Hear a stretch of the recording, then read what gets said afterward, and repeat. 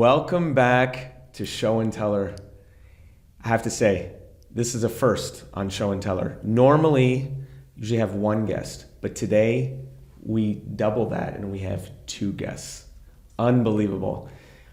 As you know, I start off every episode and I say, you know what, I'm trying to bring in people who are interesting, people who are pushing the limits, people who are adding to the community. And these people who I have on as guests today are doing all of that. So without further ado, I would like to introduce our guests, Rabbi Yossi and Chaya Segelman, who happen to run our Big Kitchen Los Angeles. And they will tell you all about what OBKLA is. We know what it is and what that's all about. So thank you guys so much for being here. Thank you. So happy you guys are here. And I'm very excited to hear your story. And I will look right in the middle and you guys can figure out how we're going to do this. But as I like to do it here on the show is that I'd like to get perspective, find out your story. How did you get to where you got to?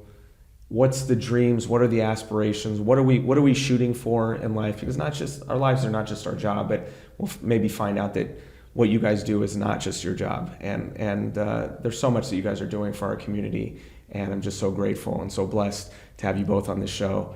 And we get to hear your story.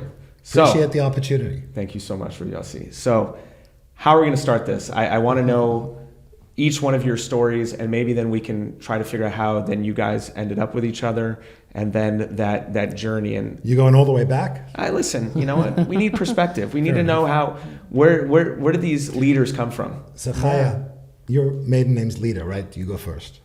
So I grew up in Australia and as one of 14 children. 14 children? 14 children, yes. Where are you in the order? I'm the second. Second. Yes, the second and the oldest girl. So a big, happy family. How many? What's the gap between? So there's 20 years between the oldest and the youngest. And so you've never had your own room growing up? Absolutely not, no. But we learned how to live together, how to be flexible, and a lot of other great life skills. Unbelievable. Yeah. So, and my parents, on top of that, had a very open home. So every Shabbat and every holiday, the house was full of other guests. Every Shabbat, there was all 14 of us, plus all of us had 3 or 4 friends stay over as well. So it was always a hub of excitement. And your mom would cook for 30-something people? We would ask her on Friday, how many people are coming for Shabbat? She's like, I have no idea. We'll find out when they get here. So everyone knew. She would delegate. Yeah, I would do a lot of the cooking. My brother runs Leaders. David Leaders, my brother, so he learned how to cook there growing up in that family as well. And things you learn here on the show. I had no idea. There we go. Yeah. Amazing. Okay, so that's you. Yes. You. So I'm from London originally. My accent's going to come out now that we go Stamford Hill. I'm one of 10. I'm the second. And there's 7 girls, 3 boys, youngest of twins, boys. So I waited through all of my siblings to get finally have some brothers, and went to yeshiva in England, and then went to New York for a couple of years, and then was sent to Sydney with 44 shluchim. What's a shliach or shluach? I would say emissaries. Emissaries. So this was in 1996, and through a couple of yeshivas would send shluchim, they would send bachrim, they would send students who have finished the 4th year of Zal, which is the study hall. And that was the sequence. You would go to different levels and spend a number of years studying together, and then you would go off to a community. I was fortunate to be sent to Sydney with 43 others, so we were a group of 44 young students. How old was I then? I was 20. To kind of learn the trade. And to teach, actually. To teach. So essentially to teach whatever you have learned to that point, and to work with local communities, work with students, work with families. Every Shabbat we would be sent off to another community. So I was sent off to St. Ives, which is on the North Shore, beautiful community, and stayed for a 2nd year to do my smicha. And again, smicha means what again? Rabbinical ordination. And then met my wife Chaya, and this is in 1998. Yeah. And would be married now 27 years and moved out to Can I know Baruch Hashem. Baruch Hashem. And then moved to Los Angeles 13 years ago. May I ask how old were both of you? I mean, we're not going to find out the age, but how old? 22nd birthday. You were 22. I was 22. When we got married, I was 19. Yeah. There we go. Started off young. Yes. Okay. And And how'd you guys, was there somebody, like we know these terms, matchmakers and stuff like yeah, that. so I would study with Chaya's cousin, and He was. thought it was a great idea. Has a wonderful cousin that would thought it would be a great idea. I was actually living in New York that year, and I was coming home for Pesach, and my cousin told my, he mentioned, he's like, I have this amazing guy you have to meet while you're here, and I was like, I'm only here for a few weeks, and he's like, it's happening. So he connected us, and And Chaya's mom was concerned that Chaya was getting on in her years, right? The ripe old age of 19 years old. Yeah. There we go. And we're blessed with 4 children. So we have 3 children that were born in Australia. And then we moved here 13 years ago. And we've got our youngest was born here 10 years ago. Amazing. And I guess that's... So what brought you to Los Angeles? Okay, good question. So now we're heading into that next Yes, phase. yeah, good question. So in Australia, what I was doing for quite a number of years is I was working, but I was also a military chaplain. And this started back in the Olympics in 2000, and then I was involved in some emergency service chaplaincy and was offered the opportunity to become a military chaplain. And I very much enjoyed that. Did that. What is a responsibility of a military So chaplain? it's essentially look after the well-being of soldiers. In my case, was Army, and I was the Jewish chaplain. So my specialty was specifically for the religious needs of Jewish soldiers. We had about 600 members of the ADF, of the Australian Defence Force, but I was a unit chaplain, so I would look after any soldiers in my unit. And I was fortunate at that time to have traveled Australia pretty much to every city, every base, and been a part of some amazing things, and had great opportunities. And it's one of the things that I miss moving out here 13 years ago, and not being involved in chaplaincy. But I guess that was part of it, to maybe guided me as to what I'm doing now, what we're doing now a little bit. But I was in business, and about 13, 14 years ago, I was running a mining company. We were mining sapphires in northern New South Wales, and had developed a vertically integrated supply chain of sapphires where we heat treated, cut, polish, and we're selling these beautiful sapphires. How did you get into this line of work? I was in marketing previously, and one of my clients brought me in to help them out, and then I assisted them with one project, another project, and eventually got involved in a number of things associated with mining, and had this opportunity to help them with this specific project, and eventually took over the project, and really worked. Had a lot of hard work, a lot of mazel, a lot of learning from our mistakes, and eventually we opened up a number of retail brands. One of them was, we were based downtown actually when we moved here, not too far from here, and essentially during COVID, everything ground to a halt, and I guess that's a story in itself. So Hashem, God, basically, you were in your mind, you were going strong. This was your baby, other than your children and your wife and your family, but this was your main parnasa, your main job, and then COVID comes to a sort of. There was a couple things along the way. I took the company public. Okay. So we started the company from scratch and took it public, and we were publicly traded, fully reporting, and purchased a number of brands, built a number of brands, and it was getting to the point where we were selling a lot of units of jewelry. Essentially it became something empty in my neshama, in my soul, because it was very monotonous, but also gluttonous. It was really, we're dealing here with, I remember the staff were arguing over who's going to go to the photo shoot in the south of France. It just became a very, very mundane, mind-numbing type activity. And at the same time, we were also getting a lot of knockoffs from Hong Kong and from China and elsewhere. It became more and more complex. And I had the opportunity to sell one of the entities and close out one of the others, donate one of the others. Chaya, were you involved in the business as well? I was assisting in the marketing and writing as well. I have a background in nutrition. Okay. And when I was in Australia, I was a practicing naturopathic nutritionist. And when I moved here, something we didn't mention is that we moved here, it was supposed to be for 1 year. 13 years ago. Very important detail. And I remember the first week I moved here, I met another Australian woman who had told her we're moving for 1 year. She goes, I also moved here for a year 33 years ago. Yeah. Then I met someone later that week. They're like, I also moved here for a year 11 years ago. And I keep on hearing these stories again and again. So didn't want to go back down under. So that's a very good point. So back then, 13 years ago, it was supposed to be for a year. That was the plan, and we actually had everything in storage. And we became part of a beautiful community, the solar community, and really started to see an opportunity here for us, and eventually shipped everything over and decided to stay here. And one other thing was the concept of OBK started 20 years ago in Australia. And I'm one of the early directors of OBK in Australia, of Arabic Kitchen.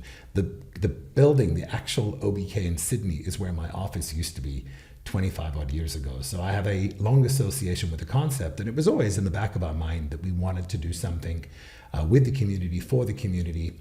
But it wasn't until COVID that actually happened. And that's an interesting turn of events as to how that So tell happened. me that moment where you start saying, now we believe in Judaism, that nothing is by fate and nothing is by chance. So Hashem puts us puts things in front of us, Exactly. and the question is, are we going to open our eyes and see the messages that are being put in front absolutely. of us? So what was the message? What So was that? the real story was, I'll never forget this.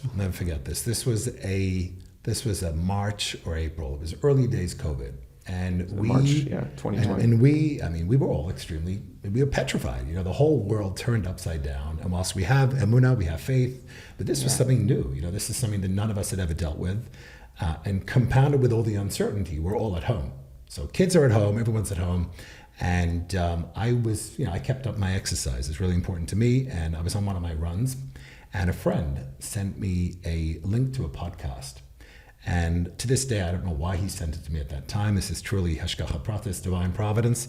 But essentially, it was the theme was: will you be defined by COVID, or will you define COVID?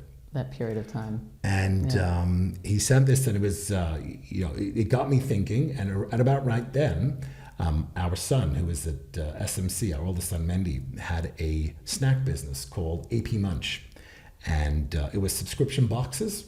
That, again, I don't even remember how he got into this. You remember the part? Yeah. So he was trying to start a business with his friend, and he was great at marketing, and he was really earlier in the influencer marketing space, and he really figured out how to bring these brands together, tap the market, and he brought all these emerging brands that people, right before they got into Trader Joe's or stores, and they would send him samples to create these boxes to promote it to people.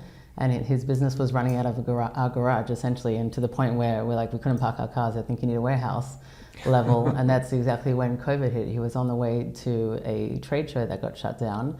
And when Yossi came home really pumped after his walk that day, he sat us all down and he's like, okay, as a family, what are we going to do? And we had already spoken about this, and the idea of our big kitchen, bringing it to LA, even seeing, our kids seeing the way things were in Los Angeles, and see it progressively, the need of people in our community increase over the years. It was something they hadn't seen in Australia, and it was always in the back of our minds as a family, like, what could we do to help our community? But life was busy, things happen, and there wasn't a focus until we had time to pause during COVID and sit down and be like, maybe this is the time. So our son was actually the one at that time when we're like, what are we going to do? He says, well, we have thousands of samples from all the companies that Joey they usually give dates out. and corn nuts They would give and out at goodness these knows trade whatever shows. else, right. How about I call them and see if they'll donate, and we can just start packing snack boxes and sending them out. So we said, let's just start with what we have. Yeah. So we started packing these boxes. So I think we need to take one step back, and maybe it's just because I know the business. Tell me, what does Our Big Kitchen do, or what's the concept of Our Big Kitchen first? Great question. So essentially what it is OBKLA is modeled on OBK, which is Our Big Kitchen in Australia. And essentially it's a place where we bring volunteers together to prepare beautiful restaurant quality meals that are then distributed via nonprofits, via agencies to Angelinos in need. So that's the model, is come together, prepare these meals. And there's 4 pieces of the puzzle that I like to talk about. There's meals, love, unity, community. Meals, because we're preparing beautiful, fresh meals. Love, as cheesy as it sounds, the recipients feel the love. They feel the kavod, the intention, the dignity that goes into preparing these meals. Unity, it's one place where it really doesn't make a difference. Your background, your age, what side of the political spectrum you are. You walk into the 4 walls of OBK, everyone's doing the same thing. There's no hierarchy. Everyone's there to prepare meals, which are then distributed to charity. And finally, community. We're blessed. We have a community of 23,500 volunteers that have come in the last year. Since we started with 6 volunteers 5 years ago, and we just celebrated our 5th birthday a few weeks ago, we've had over 55,000 volunteers come through. And we see the absolute best of our society. I mean, these are people who just drop whatever it is. Comes 11 o'clock on a Monday morning, and 66 people will show up for an hour and prepare 600 meals. 600 meals in 1 hour. 600 meals in 1 hour. Or yesterday in the morning, there was 80 people, ages 5 to 99. So it's an open to the public session. We'll come in the morning, the afternoon, where other families. I mean, we have a friend of ours, Nate Rosen, right? He's done over 400 hours of volunteering at OBK in the last 18 months. This is mind-numbing. It's incredible. I saw he got some kind of award. Correct. An award from our local congressman. That's right. Unbelievable. But this is really the idea: is bring people together in a joyous, safe, friendly environment to give of self. And really, what we experience, is real joy. Is when you see people connect. It's like yesterday. Going off on a tangent here, but yesterday I was just observing that it's a 2-hour session, what we call these activities, where you come in and you prepare these meals, and then they go back to the kitchen and chef cooks them and comes back out, and we pack those meals, and there's other steps in between, but there's a 10-minute break. And during that break, usually, what do you do when you have a break? When you have a break from an appointment or a meeting, you check your phone. You get on your phone. Not a single person, there were more than 70 people in the room, not a single person pulled out their phone. That tells me, that's a qualitative measure that we're doing something right. When people are coming together and they're experiencing that high of volunteerism, and that's really the highest form of giving of self, is where you're putting your heart and soul into something that you'll never meet the person, the recipient. You'll never meet the person who's going to be eating this, enjoying this meal, yet you're going all in. And that's super, super So do these special. people of need show up at OBKLA to collect the food, or do you distribute it out? So we distribute through agencies. So our model is we prepare the meals, and then we now have 64, we call them agency partners, and they include, they're 501c3s. The only criteria is you got to be a nonprofit to receive the meals, and then they distribute to the people that need it most. We've found that it's actually an art to distribute meals. It's not easy to give meals away, to get it to the people who need it most, and to do it in a timely, food-safe manner. So our partners include Ronald McDonald House, Food on Foot looks after the House in Hollywood, People Concerned on Skid Row, Venice Family Clinic, Hollywood Food Coalition. Now, our food is kosher, actually glut kosher, the highest level of certification. But these organizations aren't. They're not. But roughly about 35% of our recipients do observe kosher. And that's why we have the absolute highest standard. So there's no barrier. Absolutely everyone who wishes to partake can, and the nonprofits come in. We deliver a couple times a week by the pallet to a number of agency partners. The rest come in every morning, pick it up, sign for it, and then their job is to get it to the people that need it most and continue that loop. And how many, that sounds like a pretty hefty job. So there's 2 of you, and how many more people do you guys have working for yourselves to make that A to Z? It's a great question. We're blessed that we now have 25 staff.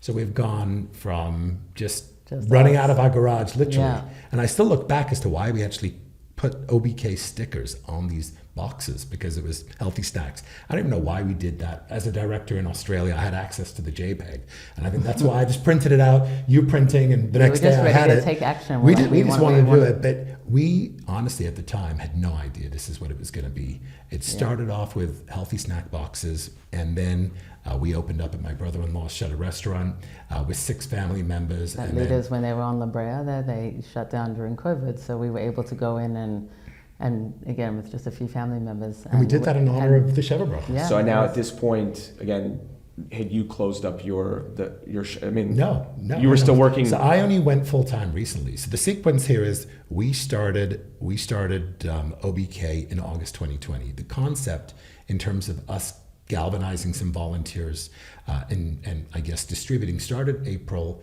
2020 with these snack boxes.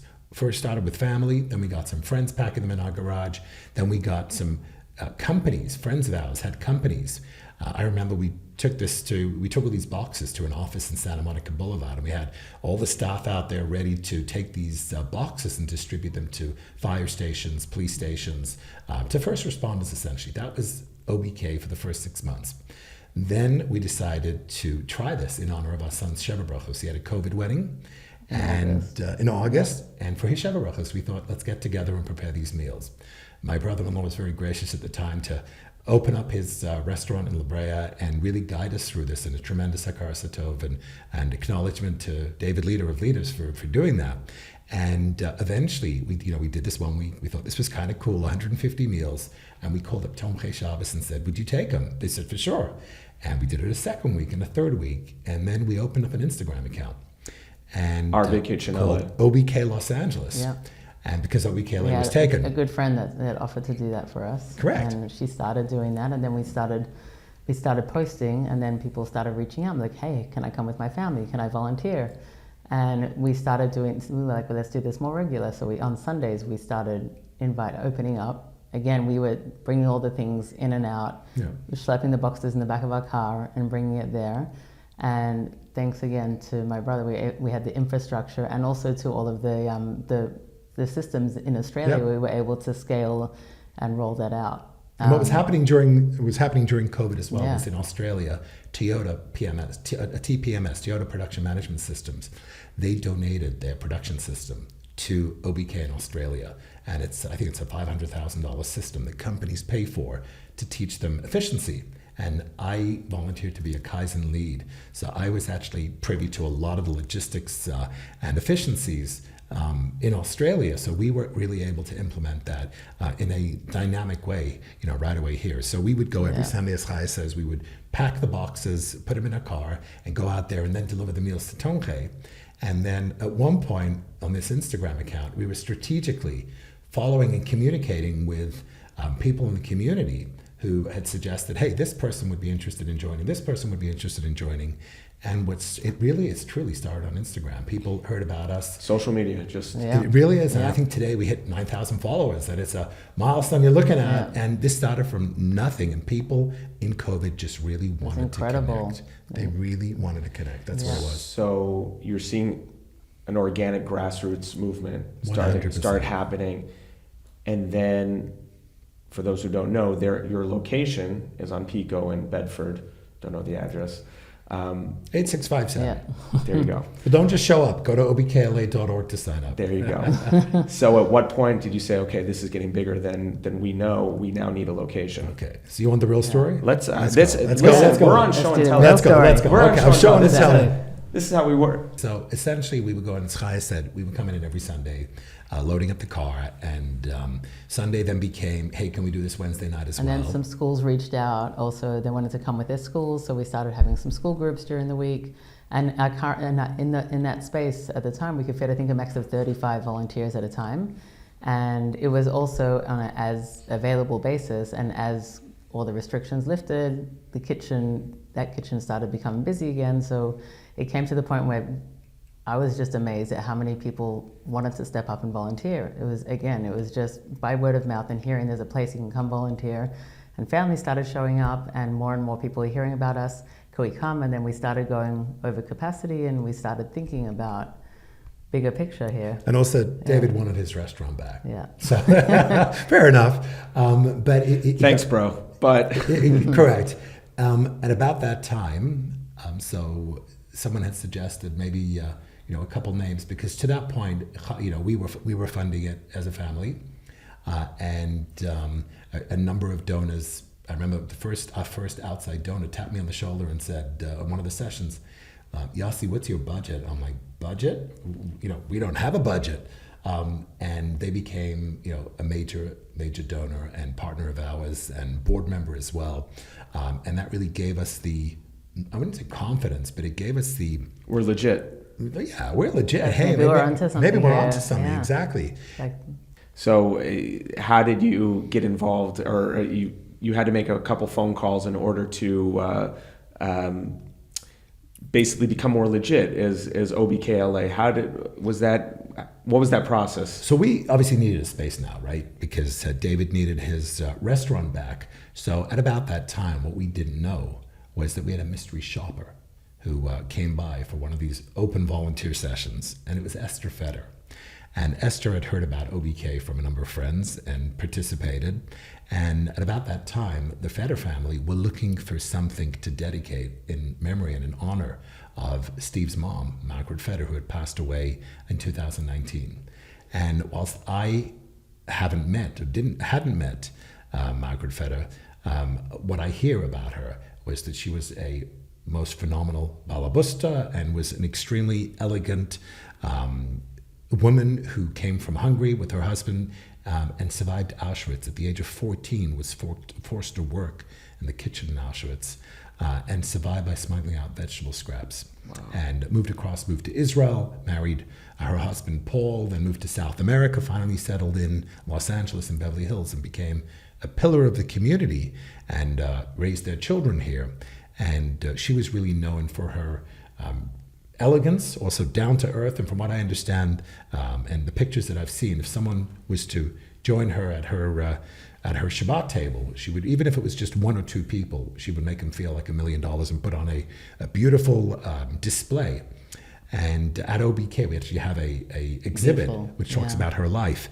But there's two really important things about her and about what I've learned about, which is on the exhibit. Number one, her motto in life was "Life is beautiful," and that's really important because she chose to dwell on not the past, not on her suffering and her hardship and the family that she lost, but on the future and what she had built here in LA. And also, she called her company Triumph Properties. And from what I understand, it was really to remind herself and her people that worked with her and her family to focus on the wins, focus on the beautiful things in life. So long story short, the family partnered with us to dedicate the space. And the current space that you're in right now. Actually, the organization. So the organization is called Margaret Feder, Our Big Kitchen Los Angeles, and the Feder family essentially underwrote our ability to move into this beautiful space. And Steve is our chair, and we're they're just so great blessed. friends, and so blessed. so blessed and grateful Yeah. because when we moved to the space to this day, that was 90% of our growth. So we've done around 1,100 sessions or groups, volunteer groups. 90% of that was since we moved in June 2022. So that really gave us the opportunity to expand, and we now produce. It's an incredible location, gorgeous space, and a huge facility, and it's done so nicely. And it really is, and the idea there really was to create a beautiful, tasteful, joyous space that still felt like home. It's an industrial space where it has all the functions, but it still feels warm and inviting, and people feel like they're walking into someone's home. And that's what we want everyone to feel. We want everyone to feel that everyone has a place here and everyone can make a difference. Amazing. So now that we're up and running again, how many people come in on a weekly basis? How many people are coming in on a monthly basis? So I can tell you that number. We have about 2,000 people come in a month. So we're producing 5,000 meals a week. This year we would have done around 450, maybe even as close as 475 groups of people volunteering, about 125 companies, including Netflix, DoorDash, Morgan Stanley, and many, many others. And then about a third of our volunteers are between the ages of 11 and 26. So we have an OBKLA community youth initiative that really the idea is to foster volunteerism amongst young people. And that's really the idea of OBK, really, is to inspire people to engage in community and to volunteer, whether it's at OBK or elsewhere. But we really have a strong focus on young people and young professionals. And can I also share that we have this incredible team? So a lot of our programs are run by our volunteers. So we have this incredible team of ambassadors, which you know quite a few of them, that are absolutely incredible and dedicated to helping us. And these are young professionals that that have regular day jobs and are busy with their lives, but they'll sign up and they'll help us out Sundays, sometimes spend the whole day with us Sundays, after hours, in the evenings. And I've had conversations with a lot of them, and I've asked them, like, why are you doing this? Like, I grew up in, a big family, very busy with that, and some communal work, but I didn't go and volunteer as much as a child. and I asked them, like, what's inspiring you to do this as a grown I adult? was just And going they to ask said, that question. and most of them have, and I would say actually all of them have told me, and this is something I see time and time again, that their parents took them to volunteer as kids. So this value was instilled in them when they were young. And as we know as parents, that you can tell your child from today to tomorrow, do this and do that, be a good person, but they really learn from example. It's not what you say, it's what you do.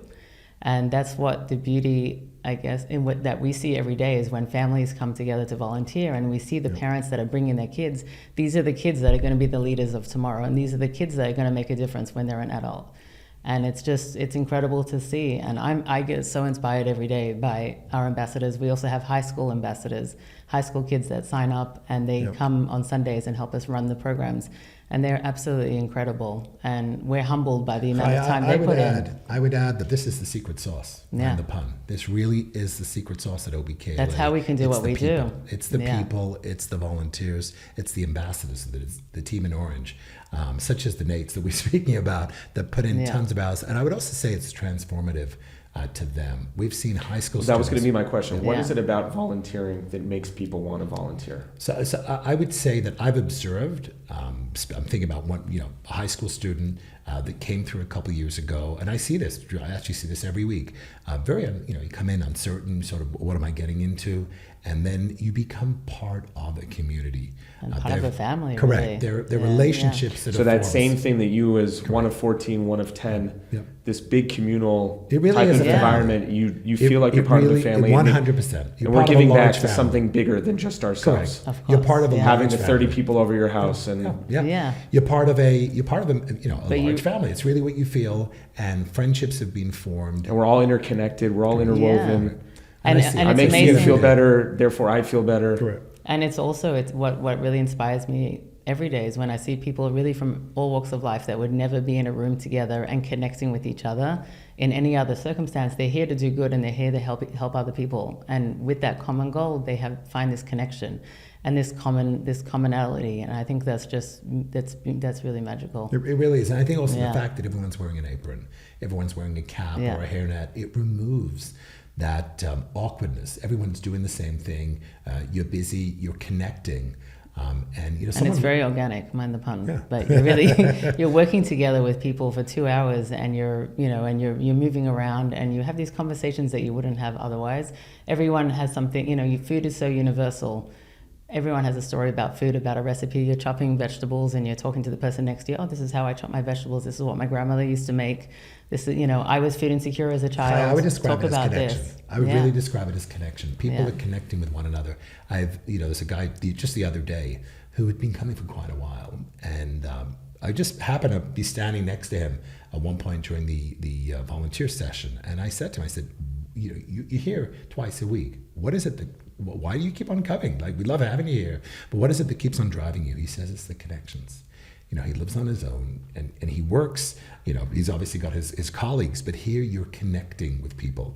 And recently there was a psychologist from UCLA that was a participant at one of the volunteer sessions. And again, I was chatting with him and I said, I asked him, how would you describe what's going on here in this space right now in one word? And he said, connections. And I think what's happening at OBK is it's feeding a need that we all have to connect. Pun intended. There we go, feeding, pun intended, it's the third one, Yeah. ka-ching. But also we're connecting with a higher free. purpose. We're connecting with a higher purpose and doing a mitzvah, doing a act of goodness and kindness specifically for someone that you're not going to meet. It's next level. We learn, and our sages say the world stands on three things. One of those things is acts of kindness, and this is the ultimate act of kindness. Yeah. So I was going to ask you, do you guys ever have times, we're human, that it's hard to get out of bed in the morning and go on with your day, or more or less you're like, okay, I feel fulfilled, I'm doing my part? I would say, not more or less, absolutely, I jump out of bed. I would not want to be doing anything else. You're not missing the sapphires? Absolutely not.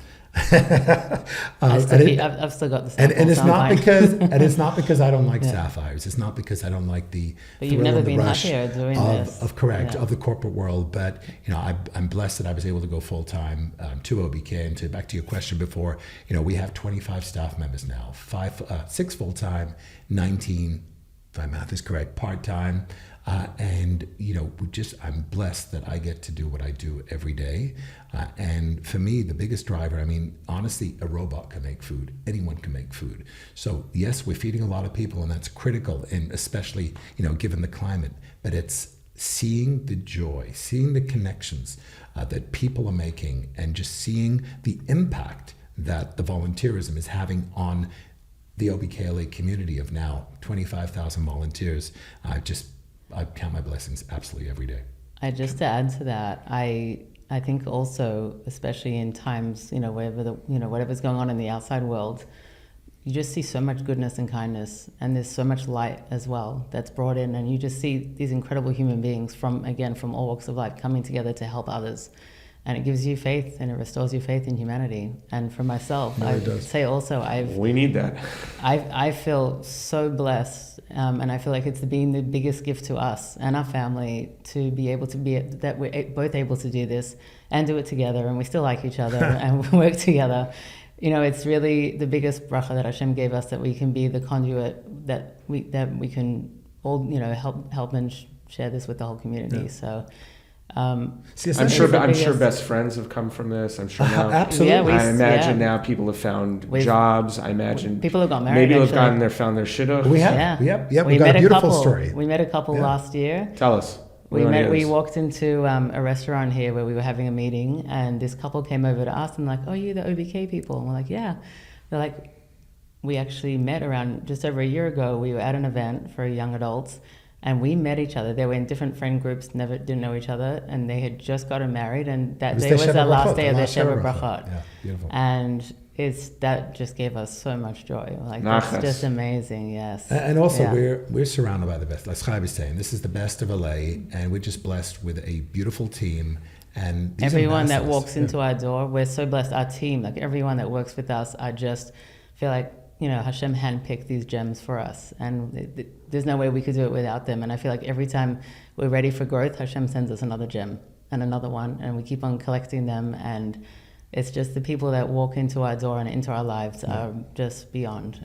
Yeah. And the key in being able to maintain that level of joy and jump out of bed and continue to facilitate is by having a great team and having people who can run these activities. You've been there. We've got a number of great program leaders. JHubLA has done an event there, I think twice. We maybe had 80 people each time, and it's a rockin' good time. We have so much fun. So I do the fun stuff. I'm the DJ. I just get to speak and inspire and choose the music and do stuff like that and tell everyone else what to do. Yeah. There we go. But Chaya, the way it works is Chaya brings, she looks after the input.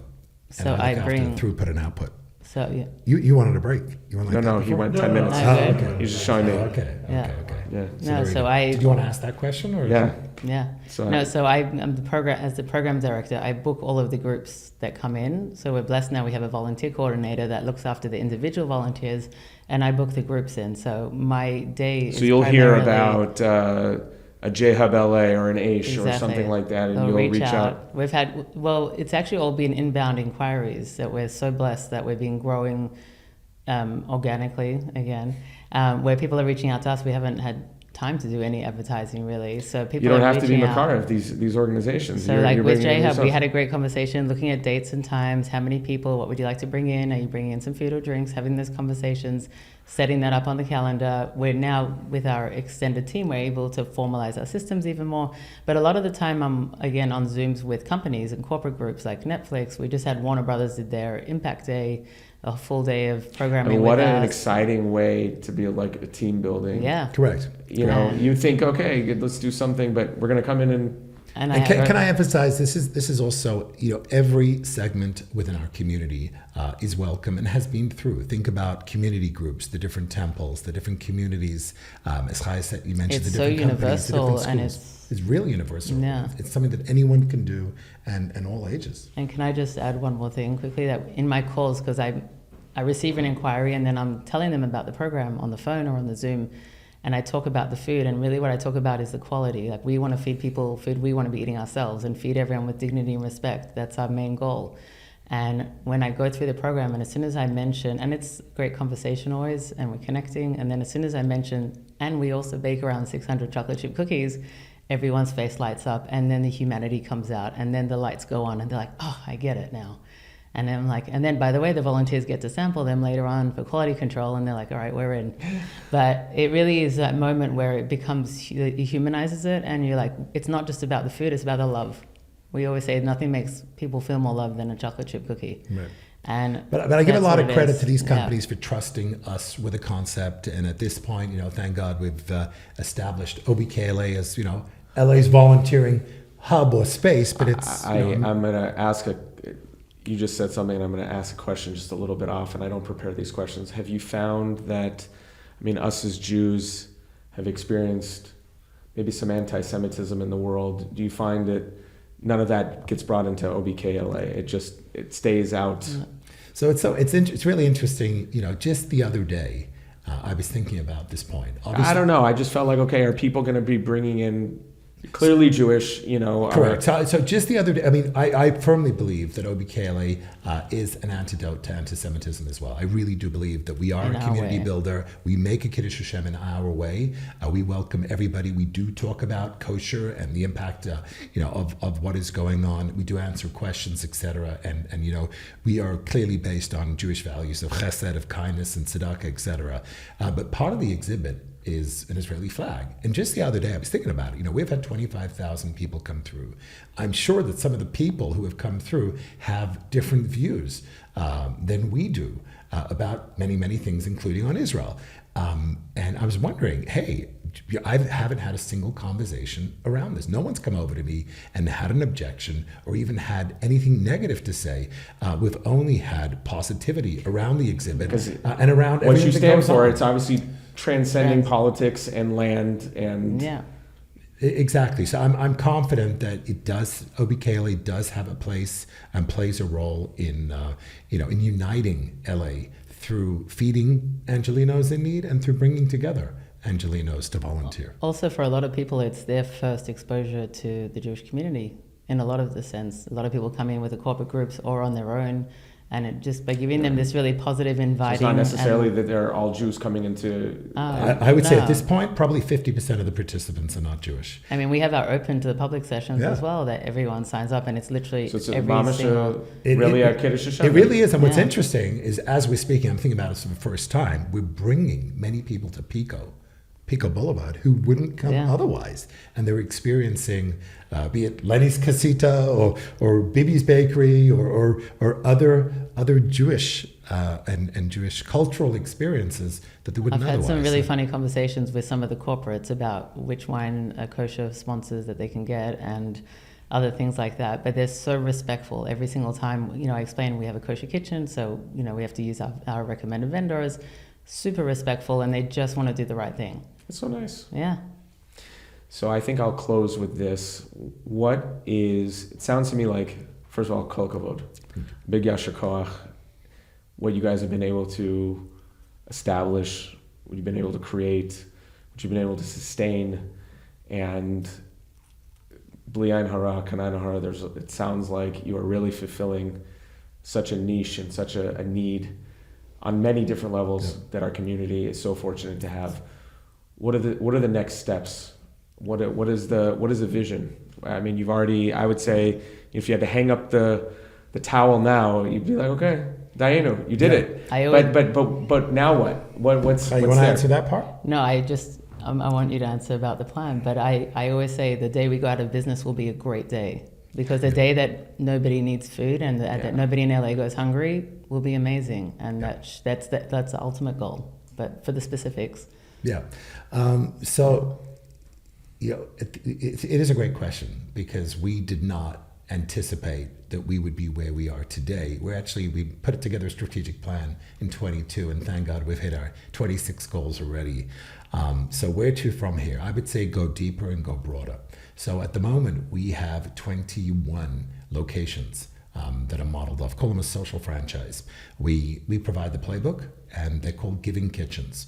So we've got Fairbanks, Alaska, where my daughter's at, and they run this a couple times, I think it's once a month. We've got San Diego, San Francisco, we've got Chelsea, Manhattan, we've got Phoenix, Nashville, Dallas, Houston, Hollywood, and Miami. You're Miami. approaching these places and saying... We haven't approached anyone. They've reached out approached. to us. So at the moment, I think we're at 21. We anticipate there'll be about 50 of these kitchens within the next 12 months. Call them kindness kitchens or giving kitchens, but they're pretty much the similar model. We provide the playbook. We have quarterly Zooms. We have a WhatsApp chat, so we share ideas. Ottawa, Canada, opened recently. Budapest, and then obviously you've got Sydney, you've got Melbourne. And we get requests quite frequently. So I do spend some time, mentoring and coaching others, and then the idea is for them to pay it forward. So Ottawa, they're the most recent one, so they'll help, the next one that comes up. I think Brooklyn, they're going to open up soon. And that's the idea of expanding that way, and that's more providing support in the playbook. And then deeper is providing more meals to the existing recipients. So right now we're providing a meal or two a week. The idea is to provide a week's worth of meals.